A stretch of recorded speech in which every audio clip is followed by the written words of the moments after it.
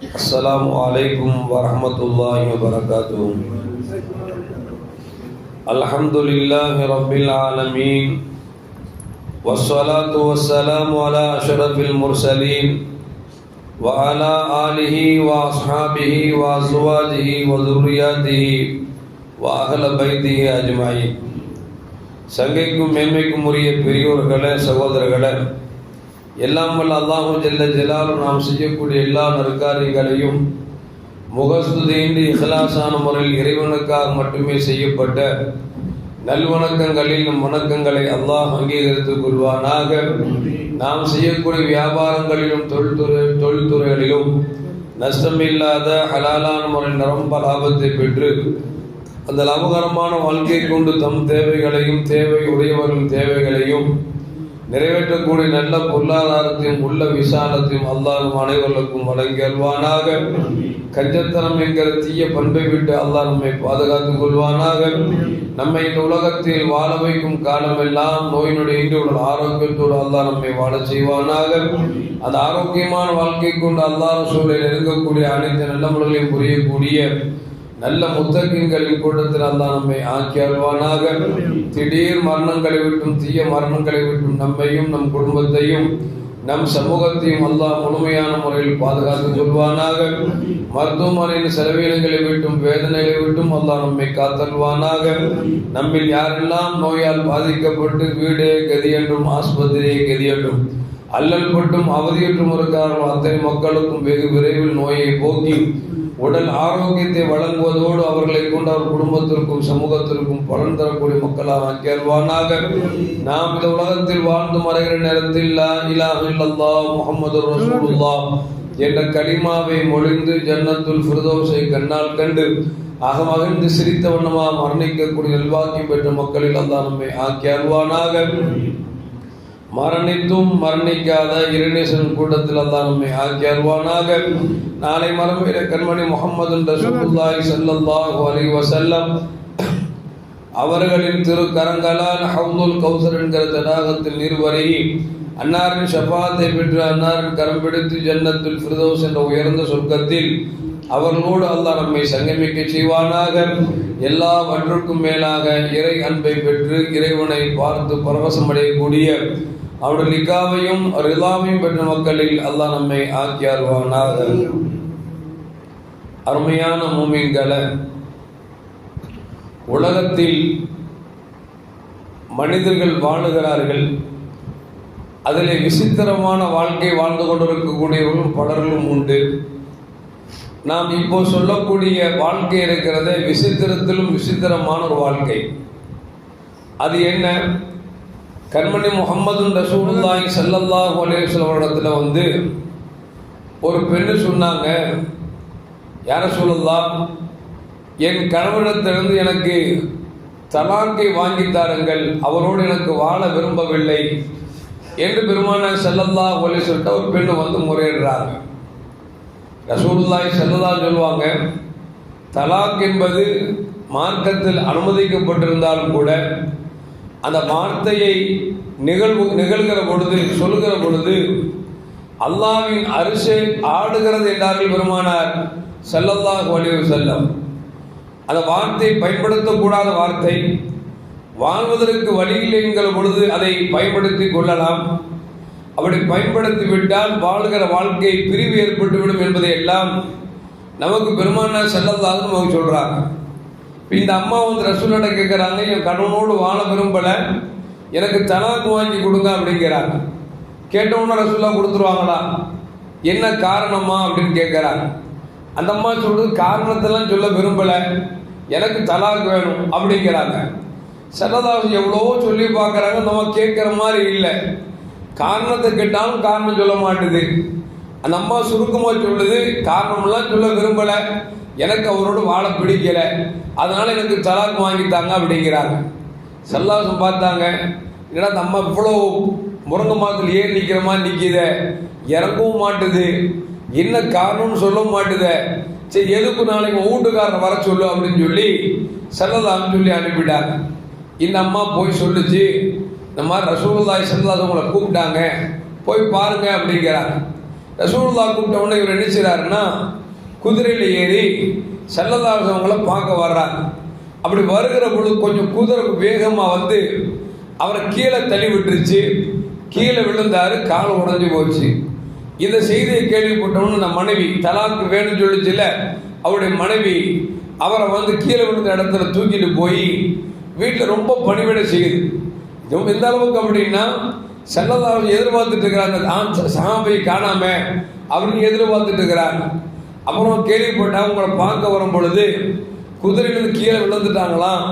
அவங்க கீழே விழுந்த பிறகு மனைவி வீட்டில் கூட்டு போய் ட்ரீட்மெண்ட் எடுத்துட்டு இருக்கிறாங்க, அவங்க பணிவிடை செஞ்சுட்டு இருக்கிறாங்கன்னு ஸல்லல்லாஹு செஞ்சுட்டாங்க. அப்படின்னா அந்த பெண்மணியை மீண்டும் ஒரு நாள் பார்க்கும் பொழுது, என்னம்மா வீட்டுக்காரன்ட்ட தலாக் வேணும்னு கேட்டீங்க, வீட்டுக்காரர் வர சொல்லும் போது குதிரையிலிருந்து கீழே விழுந்துட்டார, அவரை வீட்டில் தூக்கிட்டு போய் நீ ட்ரீட்மெண்ட் கொடுத்துட்டு இருக்கிறியாம, ரொம்ப பாசமாக கவனிக்கிறியாம, என்ன காரணம் அப்படின்னு சொல்லி அந்த அம்மா ரசூலுல்லாஹி ஸல்லல்லாஹு அலைஹி வஸல்லம் கேட்குறாங்க.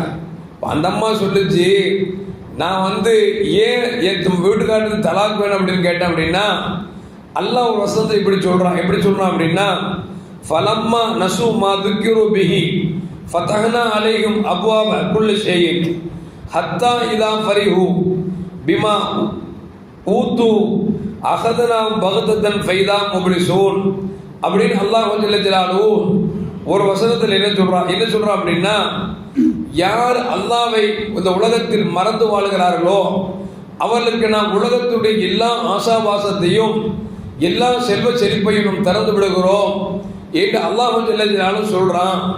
என் வீட்டுக்காரருக்கு இதுவரைக்கும் உடம்பு சரியில்லாமல் ஆனதே இல்லை, நோயே வந்தது இல்லை, அவர் கஷ்டப்பட்டதும் பார்த்தது இல்லை, கண்ணீர் வடிச்சதும் பார்த்தது இல்லை. இவர் அல்லாஹ்வை மறந்து வாழ்றாரு, அல்லாஹ்வை மறந்து வாழ்றதுனால இவரோடு எனக்கு வாழ விரும்பலை அப்படின்னு நான் சொன்னேன். ஆனால் நீங்கள் எப்போ அவர் வர சொன்னீங்களோ அவர் குதிரையிலிருந்து கீழே விழுந்துட்டாரு. அப்போ அவருக்கு அல்லாஹ்வுக்கு பிடிச்ச மாடம் நான் விளங்கிக்கிட்டேன், அதனால என்னோட கருத்தை மாற்றிக்கிட்டேன் அப்படின்னு சொல்லி அந்த அம்மா சொன்னாங்க. அப்படிங்கிற நிகழ்வை ரசூலுல்லாஹி ஸல்லல்லாஹு அலைஹி வஸல்லம் சொல்கிறாங்க. இப்படி எங்கேயாவது வித்தியாசமான பார்த்துருப்பீங்களா? வீட்டுக்காருக்கு உடம்பு சரியே அப்போ ஆகாமல் ஆனது இல்லையா, கண்ணீர் வடிச்சது இல்லையா, கவலை வந்தது இல்லையா.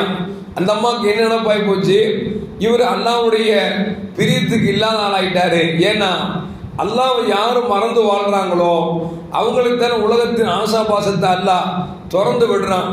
எந்த அளவுக்கு அப்படின்னா, நம்மளும் கேள்விப்பட்டிருப்போம், ஃபிரௌன் உலகத்தில் வாழுகிற பொழுது இறைவனுக்கெல்லாம் இறைவன் சொன்ன வாழ்ந்தான். அவனுக்கு இந்த உலகத்தில் வாழுகிற காலத்தில் ஒரு சின்ன தலைவலி கூட கொடுத்ததில்லை. ஏன்னா அவன் இறைவனை மறுத்தது மட்டுமல்ல, எல்லா மக்களும் தன்னை இறைவன் என்று சொல்ல வேண்டும் ஆசைப்பட்டான். அதனால உலகத்தில் வாழும் பொழுது அல்லாஹ் அவனுக்கு சின்ன தலைவலி கூட கொடுக்கல. அப்படின்னா இந்த அம்மா என்ன விளங்கிக்கிச்சு அப்படின்னா, நம்ம வீட்டுக்காரர் கவலையே இல்லாமல் கஷ்டப்படாமல் நல்ல திருப்தியாக நிறைய சம்பாதிக்கிறாரு அப்படின்னா இவர் அல்லாஹ்வுக்கு பிரியமானவர்கள் விளங்கிக்கிட்டு அந்த அம்மா போய் தலாக் கேட்டிருக்குது. ரசூலுல்லாஹ் வர சொல்லும் கீழே விழுந்த உடனே கால் உடஞ்சி போச்சா, இவர் அல்லாஹ்வுக்கு பிரியமானவர்கள் சொல்லி அந்த செய்தியை மாற்றிக்கிச்சு. அப்படிங்கிறத செய்தியும் நமக்கு வரலாற்றில் பதிவு செய்யப்படுகிறது. அருமையான மக்களே, அதுக்காக நாம் வந்து சம்பாதிக்க வேண்டும். அந்த சம்பாத்தி எப்படி இருக்கணும், ஹலாலாக இருக்கணும். முன்னால் பெண்மக்கள்லாம் எப்படி இருப்பாங்கன்னா, ஒரு வீட்டுக்கார் டெய்லி 500 சம்பாதிக்கிறான்னு வச்சுங்களேன், திடீர்னு ஒரு நாள் 5000 கொண்டு வந்துட்டாருன்னா அந்த அம்மா கேட்பாங்க, ஏங்க உங்களுக்கு கூலி 500 ரூபா தானே, இன்னைக்கு 5000 வந்திருக்குத, எப்படி வந்துச்சுன்னு கேட்பாங்க. என்ன காரணம்னா, இது ஹலாலான முறையில் வந்துச்சா ஹராமான முறையில் வந்துச்சா அப்படிங்கிறதுக்காக கேட்பாங்க. ஆனால் இன்னைக்கு அப்படி இல்லை. வீட்டுக்காரன் சம்பாதிக்கிறானோ இல்லையோ கை நிறைய காசு வரணும், அப்போதான் என்ன உங்களோட வாழ்க்கை அப்படிங்கிற அளவுக்கு இன்னைக்கு நிறைய சூழ்நிலை ஆகி போச்சு. அல்லாஹ் காப்பாற்றணும். ஒரு செய்தியை உங்களுக்கு சொல்கிறோம், கவனிங்க. இன்னைக்கு சில கணவன்மார் கவனிக்காதனால, நல்ல விதத்து சம்பாதிக்காதனால சில பெண்மக்கள் மாற்று மத சமூகத்தில் போய் சிக்கிக்கொள்ளக்கூடிய அவல நிலை இன்றைக்கு வந்திருக்கிறது. முந்தானத்துக்கு ஒரு நண்பர் வந்தார். அதற்கு எனக்கு கல்யாணம் முடிச்சு 6 வருஷம் ஆச்சு, தலாக் வேணும், எப்படி வாங்கிறது கேட்டார். என்ன விஷயம் அப்படின்னார். கல்யாணம் முடிச்சதுலேருந்து அந்த அம்மா பீரோ இருக்குல்ல, இந்த லாக்கரு, அதை நான் பார்த்ததே இல்லை, பூட்டிக்கும் அதுவே சாவி வச்சுக்கும். ஒரு நாள் நான் வீட்டுக்கு போகிறேன், லாக்கர் திறந்திருக்கு. என்ன லாக்கர் திறந்திருக்க, திருடன் வந்திருப்பானோ அப்படின்னு நினச்சிக்கிட்டேன். எதுக்கும் நம்ம நினைச்சோம் போட்டோ எடுத்துக்கோன்னு சொல்லி வீடியோ எடுத்து வச்சுக்கிட்டேன். கடைசியில் பார்த்தா உள்ள என்ன இருக்கு அப்படின்னா, அந்த லாக்கருக்குள்ள பைபிள் இருக்குது. அந்த அவங்க ஓத தஸ்பீ மாதிரி இருக்குது. உள்ள ஜீசஸ் இருக்காரு. இதுக்குள்ள முஸ்லீம் வீட்டில் இருக்கக்கூடிய பீரோல லாக்கர்ல என்ன இருக்குது? பைபிள் இருக்குது, ஜீசஸ் இருக்காரு, அந்த தஸ்பீ மணி இருக்குது. எப்படி கேட்கறது? சண்டைக்கு வந்துடக்கூடாது. பொம்பளைங்களை பொறுத்த வரைக்கும் வாங்கி விட்டுட்டோம்னா மீண்டும் ரொம்ப கஷ்டமாச்சு. பொறுத்து பார்த்துருக்காரு. ஒரு 4 நாள் ஆச்சு. 4 நாள் கேட்கிறாரு, என்னம்மா நம்ம முஸ்லீம் ஆச்சே, நம்ம வீட்டு பீரோக்குள்ள பைபிள் இருக்குத, ஜீசஸ் இருக்காரு, என்ன காரணம் உங்களுக்கு தெரியாதா? நான் கிறிஸ்டினாயி ரொம்ப வருஷம் ஆச்சு அப்படின்னு கொண்டாடி சொல்றான். அல்லாஹ் காப்பாற்றும். எதுக்கு சொல்ல வர்ற அப்படின்னா, வாழ்கிற வாழ்க்கை விபச்சார வாழ்க்கையா போயிடும். எதுக்கு சொல்ல வர்ற அப்படின்னா, நம்முடைய மனைவிமார்கள் நம் வழிகெடுவதற்கு நாம் காரணமாக போய்விடக்கூடாது. நிறைய சம்பாதிக்கணும், ஹலாலான முறையில் சம்பாதிக்கணும். ஏன்னு சொல்லுவாங்கல்ல, தர்மத்தில் சிறந்த தர்மம் மனைவி மக்களுக்காக செலவு செய்யக்கூடிய தர்மம் தான் ஆக சிறந்தது என்று நபிகள் நாயகம் ஸல்லல்லாஹு அலைஹி சொல்றாங்க. அதனால ஹலாலான முறையில் சம்பாதிக்கணும் அப்படிங்கிற மாற்று கருத்து இல்ல. அதே நேரத்தில் கணவன் திடீரென்று காசு நிறைய கொண்டு வந்துட்டா நல்ல மனைவியா தான் என்ன செய்யணும்னா, இந்த காசு எப்படி வந்துச்சு, திடீர்னு லட்சம் வந்திருக்குது, இது எப்படி வந்துச்சுன்னு சொல்லி நம்ம கேட்கணும். ஏன்னா ஆணும் தடமாறி விடக்கூடாது, பெண்களும் தடமாறி விடக்கூடாது. இந்த அடிப்படையில் பார்க்கிற பொழுது நம்ம சமூகத்து பெண்கள் நிறைய பேர் இன்றைக்கு கஷ்டங்கிற பேர்ல சாமியார் காலில் போய் உட்கார்ந்துட்டு இருக்கிறான், கஷ்டங்கிற பேர்ல சர்ச்சில் போய் உட்கார்ந்துட்டு இருக்கான். என்ன அப்படின்னா, இவங்களோடு தோல்வி கொள்ளக்கூடிய பெண்களோ ஆண்களோ கஷ்டம் வருகிற பொழுது, நான் இப்படி அங்க போனேன் சரியாயிருச்சு, இங்க போனேன் சரியாயிருச்சுன்னு இந்த பெண்கள் என்ன செய்றாங்க அப்படின்னா, அப்படியா சொல்றது உண்மையா போய் பார்ப்போமே சொல்லி போய் விழக்கூடியவர்கள் முஸ்லிமான கணவன் மனையா வாழக்கூடிய சில குடும்பங்களில் கணவனுக்கு தெரியாமல் மனைவி மதம் மாறக்கூடிய சூழலுக்கு இன்றைக்கு தள்ளப்பட்டிருக்கிறோம் என்று சொன்னால் அல்லாஹ் காப்பாற்ற வேண்டும். எல்லாம் வல்ல அல்லாஹ் ஜல்ல ஜலாலுஹு கை நிறைய ஹலாலான முறையில் சம்பாதித்து குடும்பத்தின் கண்ணியத்தை இழக்க செய்து விடாமல், அவர்களுக்கு கஷ்டம் கொடுத்து விடாமல், அவர்களை கண்ணும் கருத்துமாய் பாதுகாக்கக்கூடிய அளவிற்கு அல்லாஹ் நமக்கு பொருளாதாரத்தையும் தர வேண்டும். நம்முடைய மனைவி மக்களை அல்லாஹ் ஜல்ல ஜலாலுஹு ஈமான் நிரம்பி ஈமானைத்தான் வாழ்க்கை வாழக்கூடிய நல்ல குடும்பமாக நம்ம குடும்பத்தை ஆக்கி அருள்வானாக. அஸ்ஸலாமு அலைக்கும் வரஹ்மத்துல்லாஹி வபரகாத்துஹு.